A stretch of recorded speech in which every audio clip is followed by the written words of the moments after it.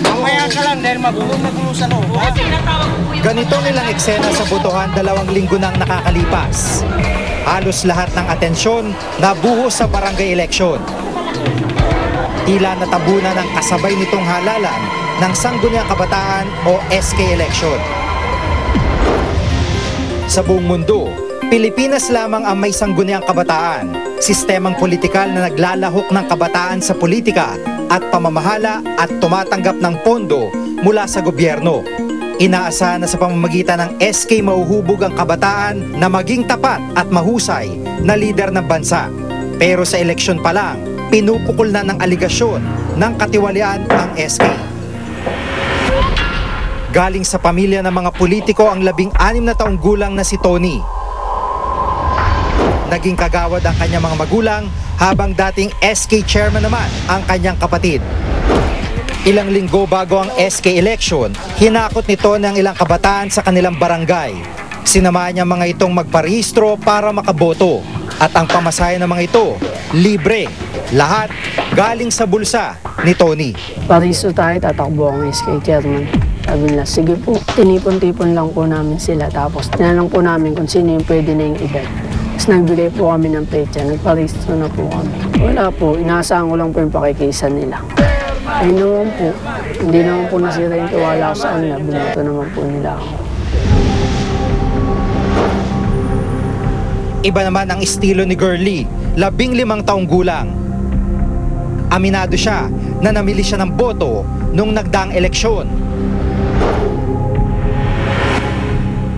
Tapos sinigitan po namin ng 100, tapos ano po, tapos kinausap po namin na kami yung iboto. Tapos yung 100 po, galing po sa sponsor namin na isang chairman po. Habang nanunungkulan ng isang opisyal ng SK, libre ang matrikula sa pampublikong kolehiyo at universidad. Kaya kinukurot man ang konsensya, mas pinili ni Girlie na mandaya para manalo bilang SK kagawad. Yung father ko patay na, tapos yung mother ko, maid lang po siya. Gagraduate na po ako kasi gusto ko pong mag-aral ng college. Yun po, tutulungan ko yung sarili ko na makatapos ng pagka-college. Tapos yung ibang kapatid ko, tutulungan ko rin sa pag-aaral. Ayon sa isang eksperto, nababalot ng katiwalian ng SK dahil sa impluwensya ng tradisyonal na politika sa bansa, sa kabataan. Marami din sa mga SK actually are part of political families. And because they're part of political families, parang sanay na sila sa sistema na ganito na once you get into position, you actually try to amass wealth for yourself. Pero kung ganoon yung sistema na sa kabataan pa lang, na ngayon pa lang, ay bumibili na sila ng boto, parang ano yung gagawin nila pagdating nila once they get into office? Pero hindi daw sa lahat ng pagkakataon lugmok sa katiwalian ang SK. Meron din naman kami mga nakita na mangilan-ngilan na mga successful stories ng mga SK. Halimbawa, yung mga SKs gumagawa sila ng development program. For the year, may plano sila, tapos ini-enact nila by the end of the year, gagawa sila ng accomplishment report which they will submit to the DILG. Sa bisa ng Republic Act 7160 o ng Local Government Code of the Philippines, pinalitan ng kabataang barangay ng Sangguniang Kabataan. Mandato ng SK na lumikha at magsulong ng mga polisiya at programa ukol sa edukasyon, kalusugan at iba pang aspeto para sa ikabubuti ng kabataan. 10% ng budget ng barangay ang inilalaan bilang pondo sa mga programa ng SK. Ibig sabihin, sa mahigit 40,000 barangay sa Pilipinas, 5 bilyong piso kada taon ang inilalaang pondo para sa SK sa buong bansa. Malaking budget para sa programa sa kabataan, pondong tila nabahiran ng katiwalian. 2007 na maging SK kagawad si Lemuel. Sa laki daw ng kanilang barangay, umaabot ng halos 2 milyong piso ang pondo kada taon. Kaya naman simula ng manalo, sunod-sunod daw ang kanilang proyekto. Pero aminado siya, malaking bahagi ng pondo sa bulsa nila napupunta.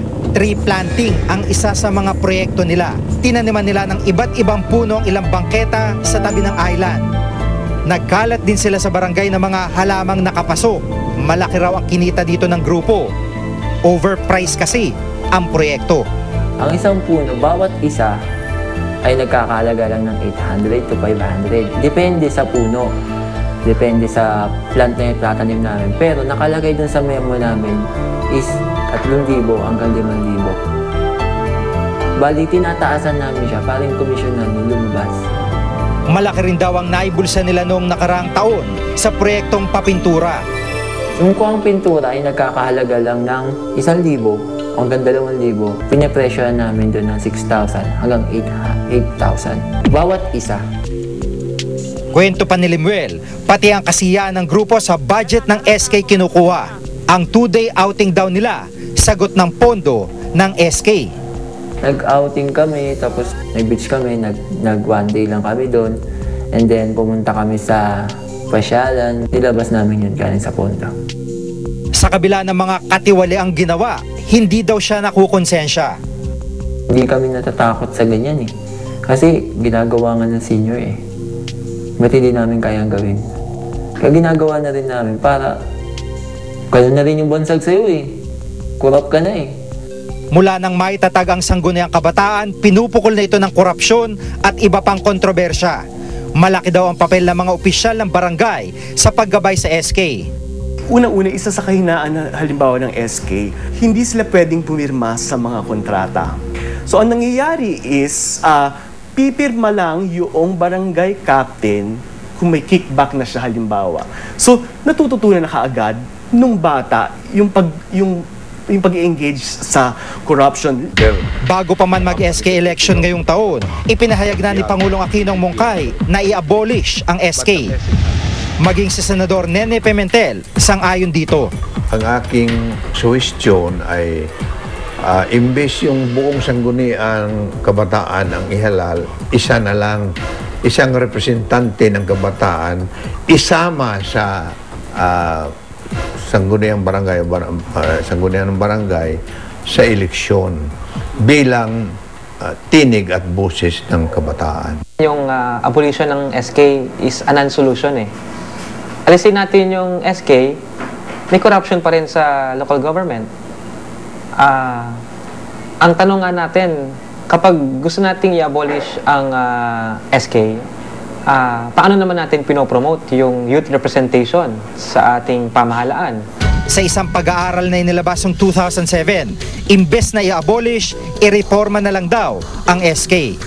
Of course, we want it retained. But of course, you will have to have some revisions to the system, I think.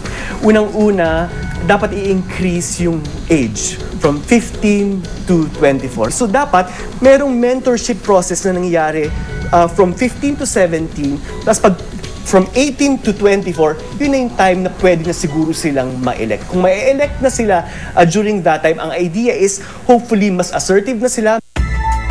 Magandang layunin sa pagtatatag ng Sangguniang Kabataan. Pero hanggat mga tiwaling tao sa gobyerno magiging ehemplo ng kabataan, patuloy na mababahiran ang SK.